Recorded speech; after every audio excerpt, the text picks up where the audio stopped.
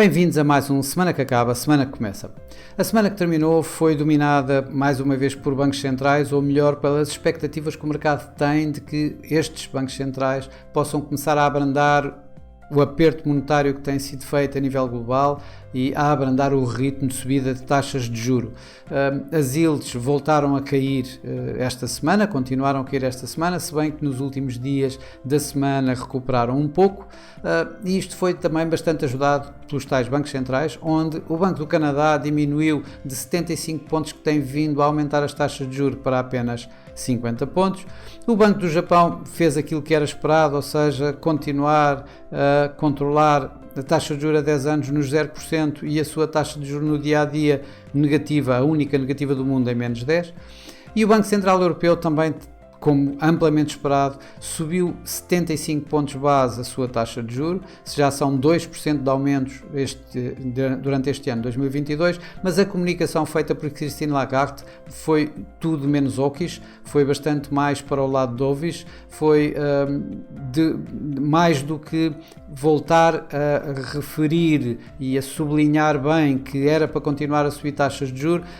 sublinhou antes que o muito que já tinha sido feito a nível de subida da taxa de juros. Isto, de alguma forma, dá algum suporte às esperanças de que o abrandamento a nível global das taxas de juros possa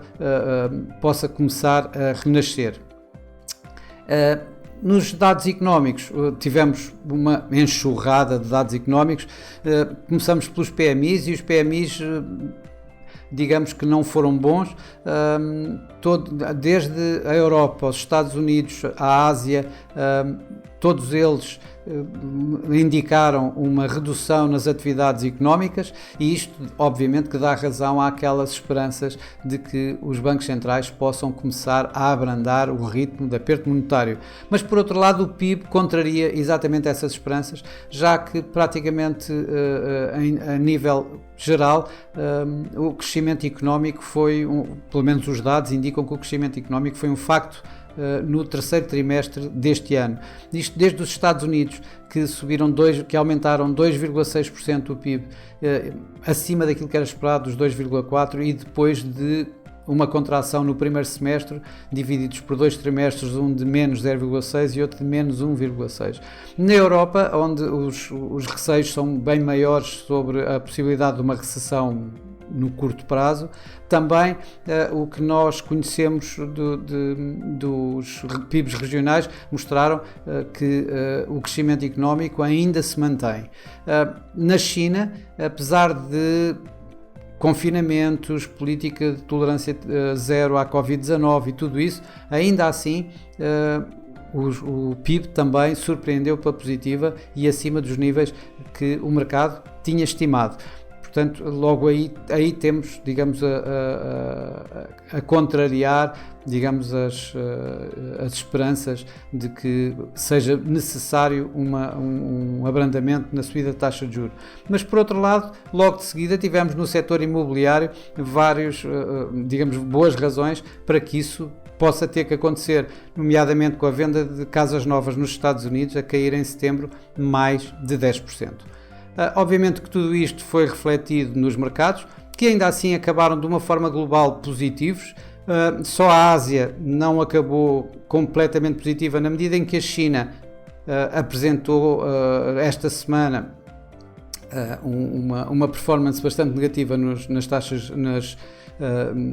nos preços das ações. Isto muito porque depois de um poder renovado de Xi Jinping,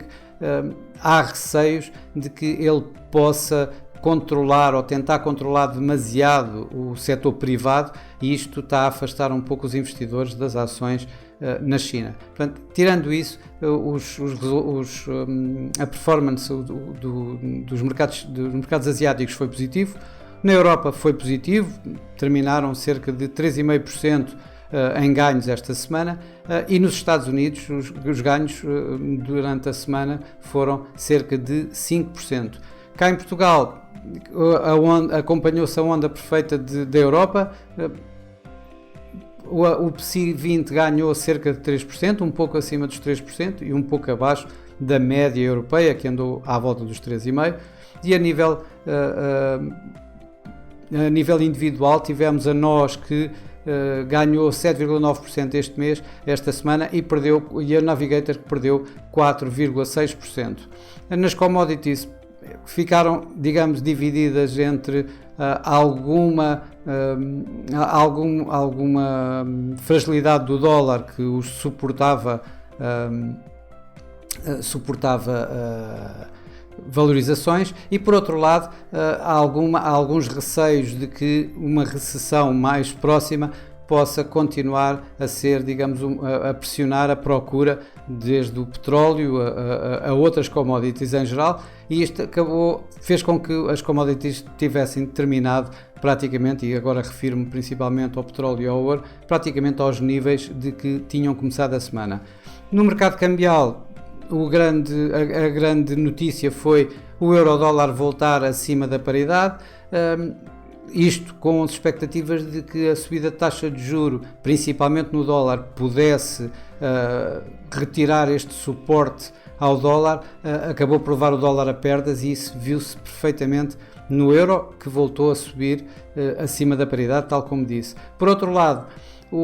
depois do Banco Central Europeu ter subido 75 pontos, como estava amplamente esperado, mas com uma comunicação bastante mais dovish que apanhou um pouco os mercados de surpresa, o euro-dólar acabou por terminar a semana abaixo dessa mesma paridade. Noutra situação temos o iene japonês, que logo no início teve a proteção do Banco do Japão, quando interviu no mercado a comprar ienes e a vender dólares, mas no final acabou por ficar fragilizado na mesma, com a política ultra-facilitista do Banco do Japão, que continua a colocar o iene sob pressão. Na próxima semana, este tema dos bancos centrais e do abrandamento do ritmo de subida da taxa de juros irá se manter. Começamos pelos bancos centrais, onde temos o Banco Central norte-americano, a Reserva Federal, que, tal como na Europa, é assumidamente pelo mercado de que vai subir 75 pontos base a sua taxa de juros, e vão seguir, tal como fizeram com o Banco Central Europeu, a comunicação e ver se aqui Jerome Powell abre de alguma forma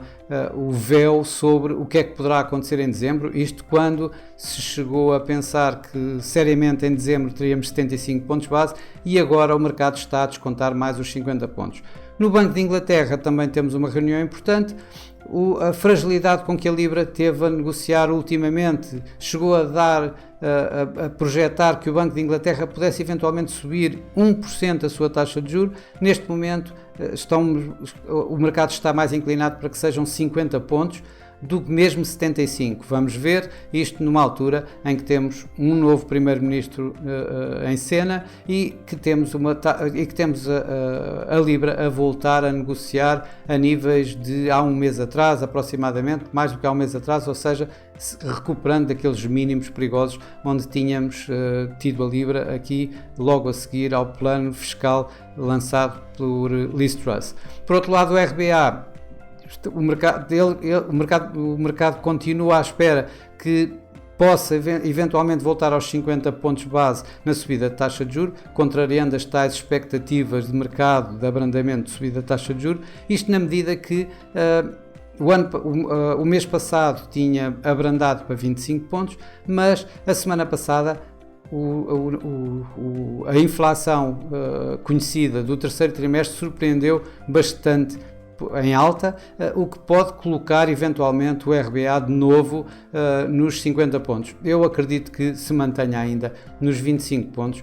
a ver o que é que vai acontecer dentro de algum tempo. A nível de dados económicos, obviamente temos o mais importante, são os non-farm payrolls, e que poderão, digamos,